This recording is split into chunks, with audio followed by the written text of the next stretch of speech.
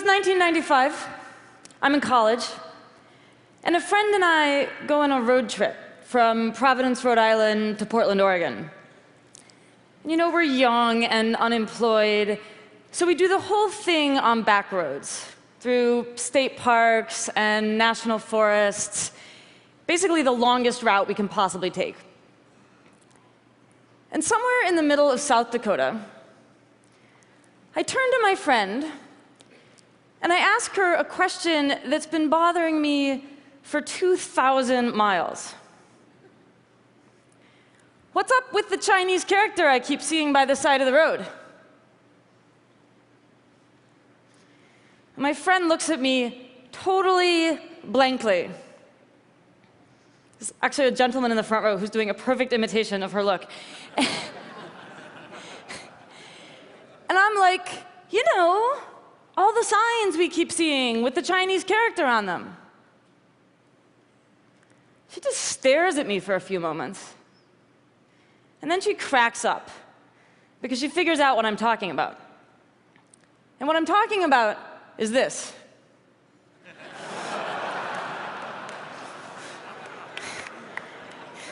Right, the famous Chinese character for picnic area.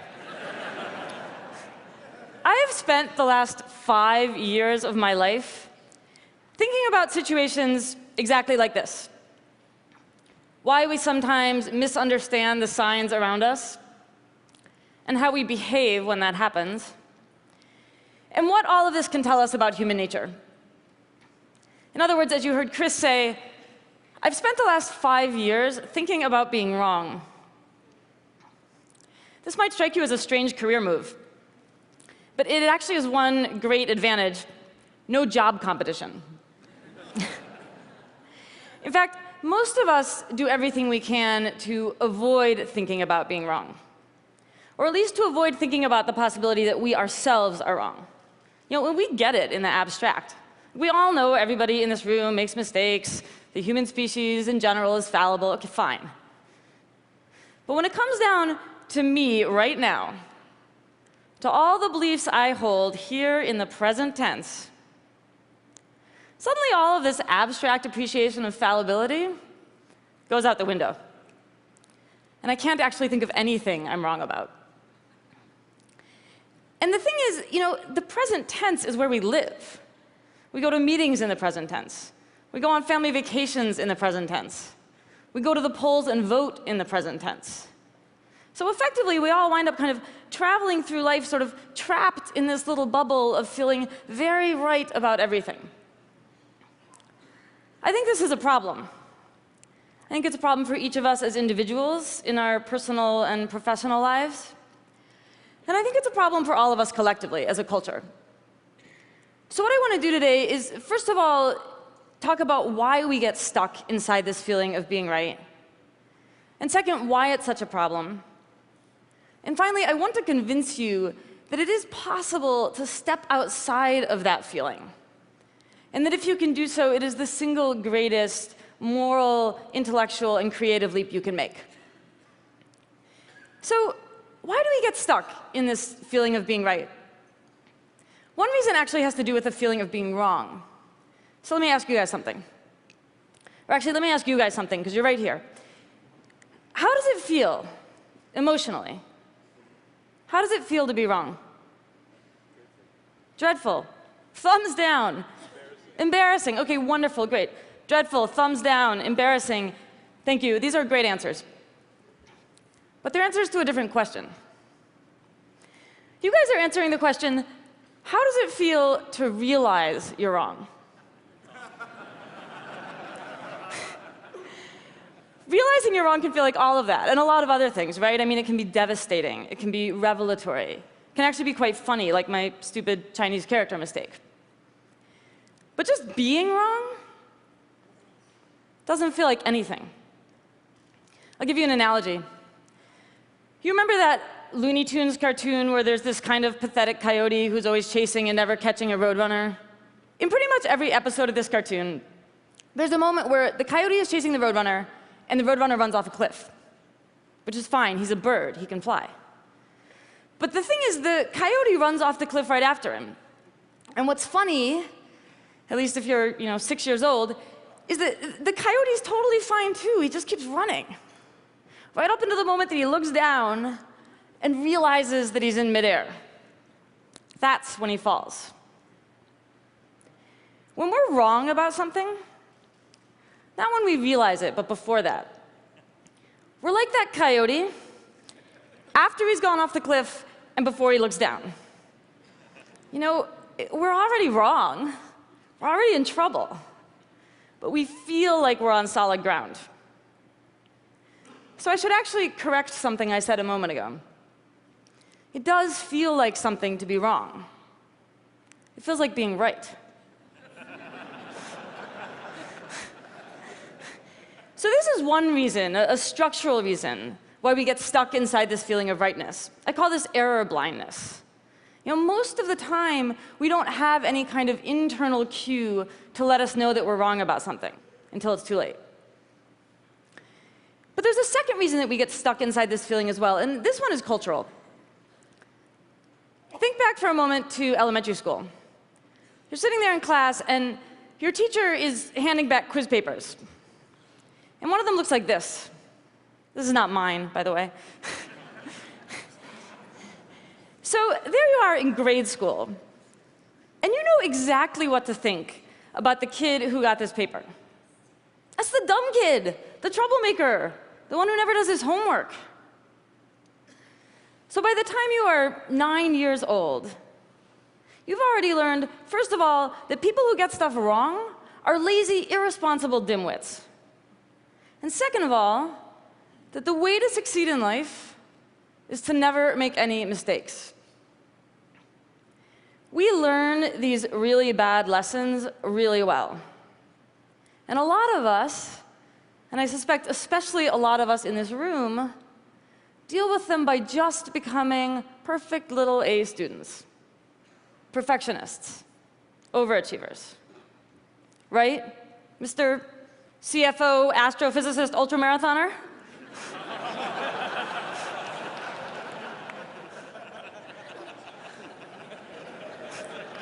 You're all CFO, astrophysicist, ultramarathoners, it turns out. Okay, so fine, right? Except that then we freak out at the possibility that we've gotten something wrong. Because according to this, getting something wrong means there's something wrong with us. So we just insist that we're right, because it makes us feel smart and responsible and virtuous and safe. So let me tell you a story. A couple of years ago, a woman comes into Beth Israel Deaconess Medical Center for a surgery. Beth Israel's in Boston. It's the teaching hospital for Harvard, one of the best hospitals in the country. So this woman comes in, and she's taken into the operating room. She's anesthetized. The surgeon does his thing, stitches her back up, sends her out to the recovery room. Everything seems to have gone fine. And she wakes up, and she looks down at herself, and she says, "Why is the wrong side of my body in bandages?" Well, the wrong side of her body is in bandages because the surgeon has performed a major operation on her left leg instead of her right one. When the vice president for healthcare quality at Beth Israel spoke about this incident, he said something very interesting. He said, for whatever reason, the surgeon simply felt that he was on the correct side of the patient. The point of this story is that trusting too much in the feeling of being on the correct side of anything can be very dangerous.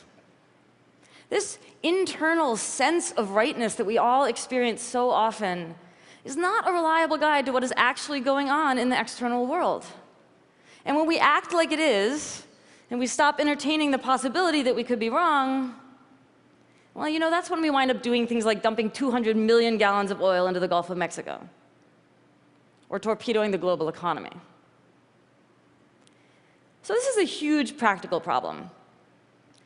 But it's also a huge social problem. Think for a moment about what it means to feel right. It means that you think that your beliefs just perfectly reflect reality. And when you feel that way, you've got a problem to solve, which is, how are you going to explain all of those people who disagree with you? It turns out most of us explain those people the same way, by resorting to a series of unfortunate assumptions. The first thing we usually do when someone disagrees with us is we just assume they're ignorant. They don't have access to the same information that we do, and when we generously share that information with them, they're going to see the light and come on over to our team. When that doesn't work, when it turns out those people have all the same facts that we do and they still disagree with us, then we move on to a second assumption, which is that they're idiots. They have all the right pieces of the puzzle, and they are too moronic to put them together correctly. And when that doesn't work, when it turns out that people who disagree with us have all the same facts we do and are actually pretty smart, then we move on to a third assumption.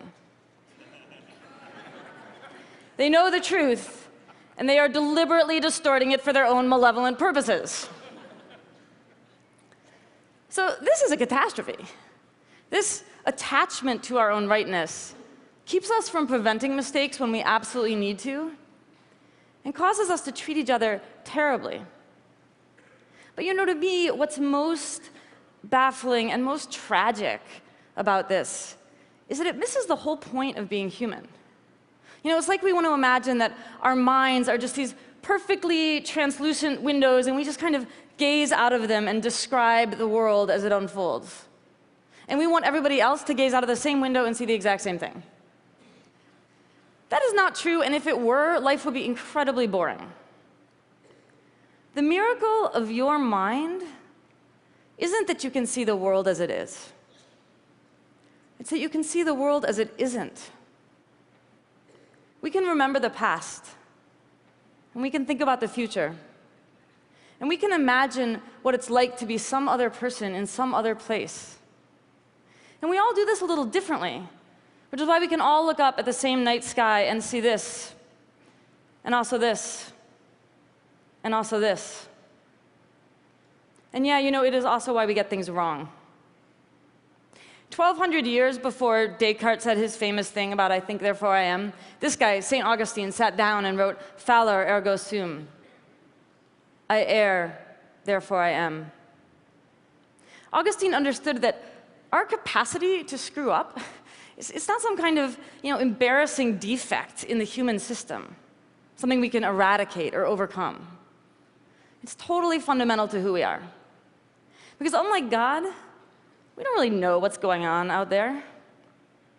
And unlike all of the other animals, we are obsessed with trying to figure it out. To me, this obsession is the source and root of all of our productivity and creativity. Last year, for various reasons, I found myself listening to a lot of episodes of the public radio show, This American Life. I'm sure a lot of you know it. And so I'm listening, and at some point, I start feeling like all the stories are about being wrong. And my first thought was, I've lost it. I've become the crazy wrongness lady. I just imagine it everywhere, which has happened. But a couple of months later, I actually had a chance to interview Ira Glass, who's the host of the show.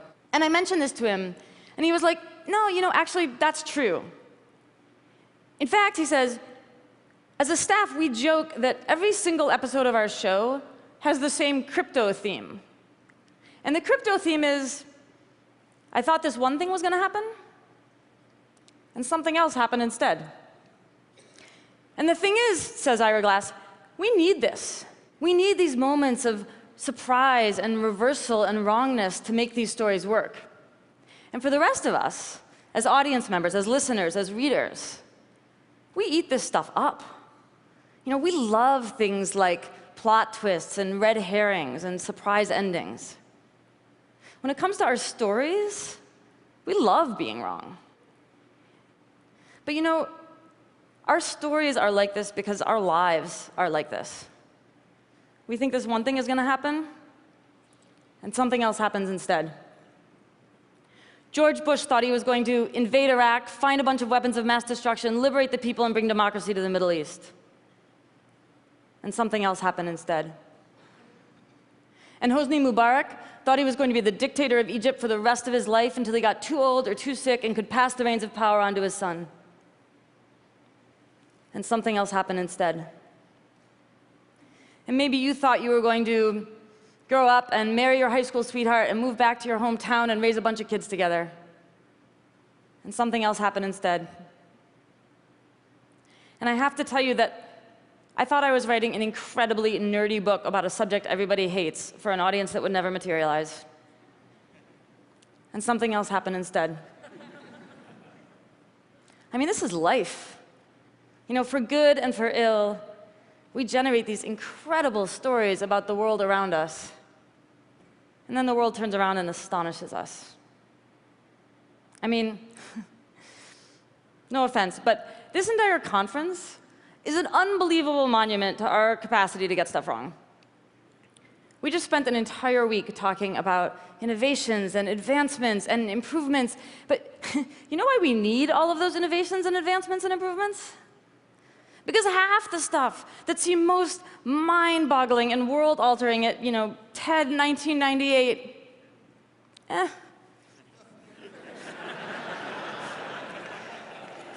didn't really work out that way, did it?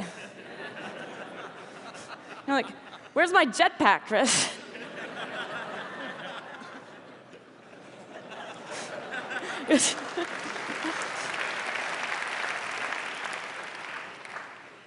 So here we are again.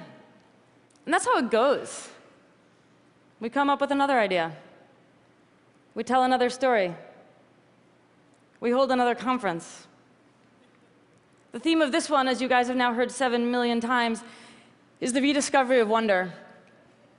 And to me, if you really want to rediscover wonder, you need to step outside of that tiny, terrified space of rightness and look around at each other and look out at the vastness and complexity and mystery of the universe and be able to say, wow, I don't know.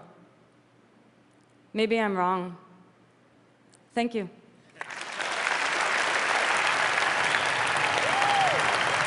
Thank you, guys.